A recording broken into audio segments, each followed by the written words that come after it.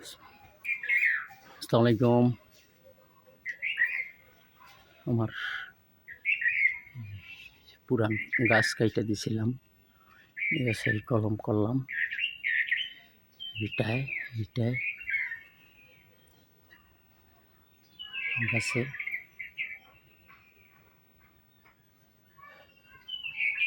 Chiang Mai, red পালমাল আর হলো গিয়া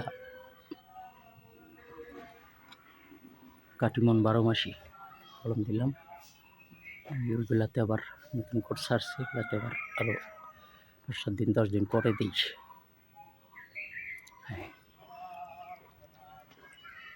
ভালো হবে ইনশাল্লাহ, বিশ্বাস করি। কলম সুন্দর হয়েছে।